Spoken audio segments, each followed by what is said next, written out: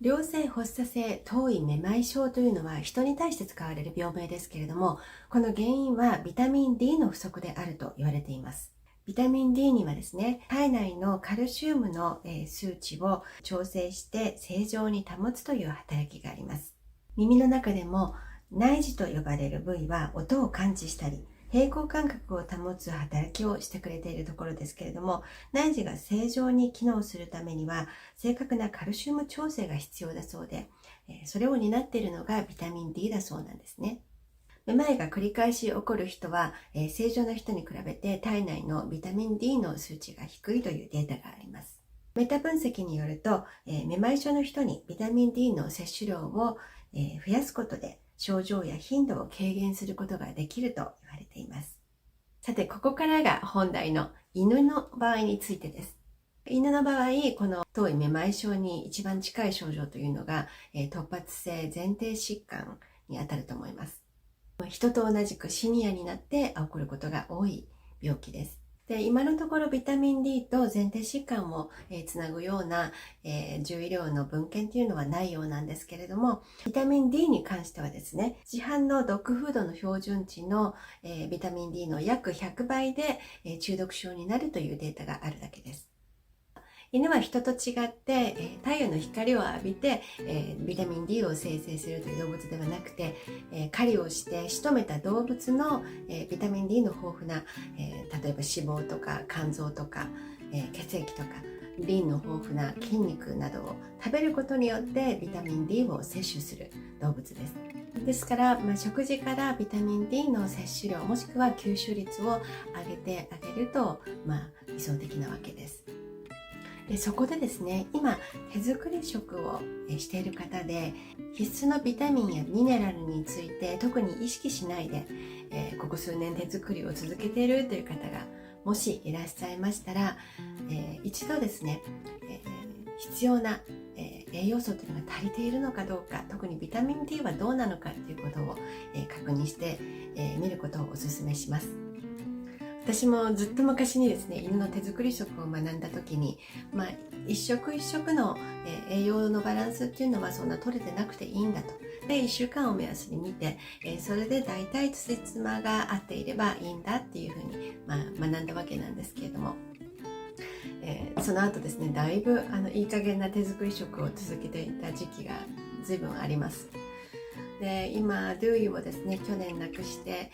今思うことっていうのはですね、やっぱりその考え方っていうのはちょっと楽観的すぎるかなというふうに私は個人的には感じています。人はそれでもいいんですけれども、犬の体重とか寿命を考えた時にですね、人の1週間は、犬にとっては4週間から7週間というふうにざっくり考えたとしてもですね、それだけ長期間にわたって、必須の栄養素が欠乏している状態っていうのは体にとって決していい状態とは言えないなと思っています。で今与えている食事の中でだいたいいつも不足気味なのは何かな、ビタミン D は取れてるのかなっていうことをですね、一度、確認していただきたいです。ただ注意が必要なのは、ビタミン D というのは体に蓄積されやすくて、また、摂取過剰になった場合にですね、おしっこと一緒に体の外に流し出せるというものではないので注意が必要です。現在総合栄養食と呼ばれる、フードをお使いの方であればですね、もうすでにビタミンミネラルの類は、添加されているはずですので、特にそこにさらに足すっていうことは必要ないんですけれども、アフコの基準を満たしているといってもですね、この基準というのは犬が死なないだけの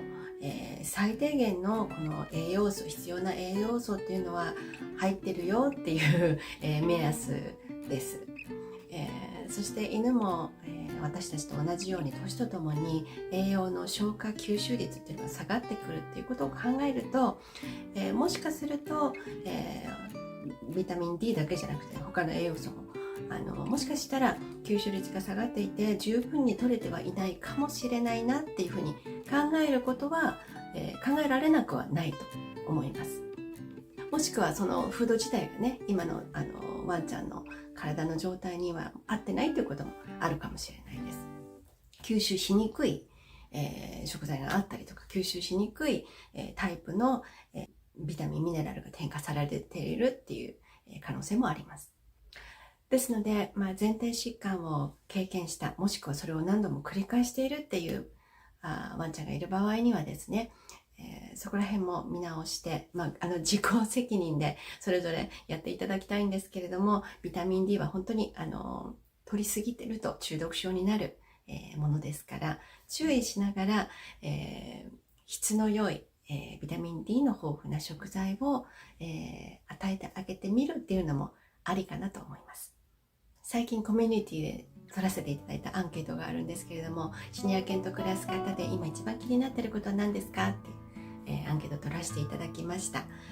そこでですね、インスタの方とはちょっと結果が違うんですけれども、YouTube の方ではですね、歩行困難とか答えてくださった方が一番多かったんです。そこで今日はですね、歩行困難と一口に言ってもですね、筋肉の低下だけが、歩行困難の理由ではないということ、それから前庭疾患があってもですね、ビタミン D の、摂取量を見直すことでそれを軽減できて、より歩きやすくすることができるかもしれないということを、紹介させていただきました。前庭疾患の発作があった後、斜形が残ったままになっているというワンちゃんのですね、こちらのマッサージも、ぜひやってみてください。ここまでご覧くださった皆様ありがとうございました。ではまた次回の動画でお会いしましょう。さよなら。